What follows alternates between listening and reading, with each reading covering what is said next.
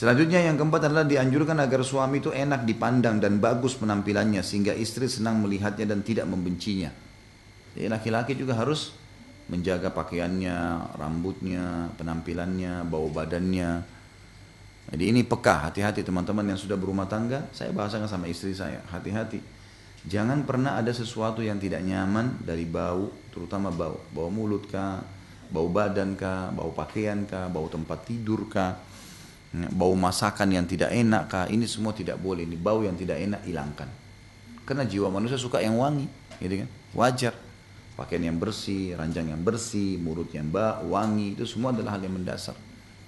Jangan pernah memulai hubungan biologis kalau suami istri sementara ada sesuatu yang tidak nyaman nih.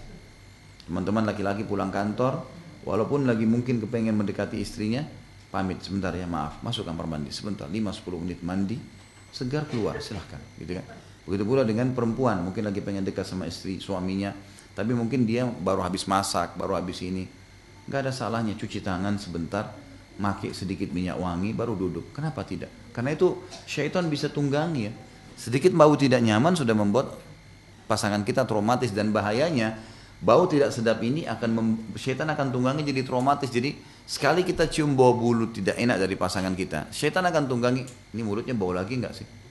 Akan seperti itu, ditunggangi sama syaitan.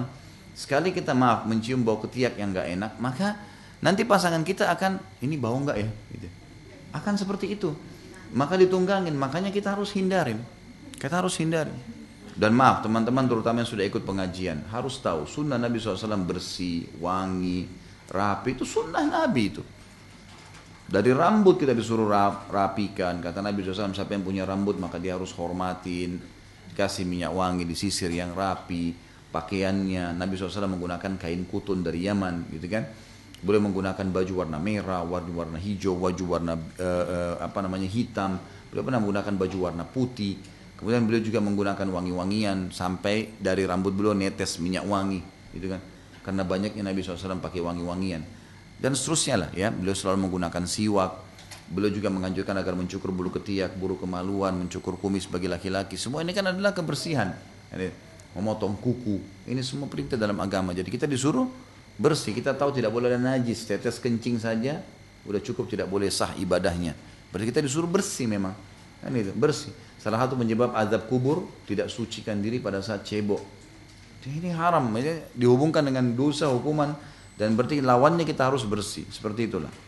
Jadi ini seharusnya ya, sebagaimana istri juga begitu ya. Istri harus layak dipandang, enak. Ibu-ibu harus selalu melakukan hal yang membuat pasangan menilai kita positif. Jadi kurang lebih seperti orang kalau kita lagi baru masuk tempat kerja, atau mungkin ada orang kalau di alam dosa dia baru pacaran, biasanya dia coba memilih baju yang terbagus, dia pilih minyak wangi yang terbagus, dia berusaha nanti tutur katanya diatur. Itu dalam perbuatan yang haram, tidak boleh. Tapi suami istri mestinya jauh lebih pantas melakukan itu. Kalau mau ngomong tutur katanya diatur, rapi, memang kita menggoda pasangan dengan positif atau menuntun kepada yang baik atau mengingatkan dengan cara yang santun, dan kita harus masuk ke semua itu. Nikmatin rumah tangga kita dan maksimalkan dengan kemesraan, dengan keharmonisan, dan itu kita bisa buat sebenarnya.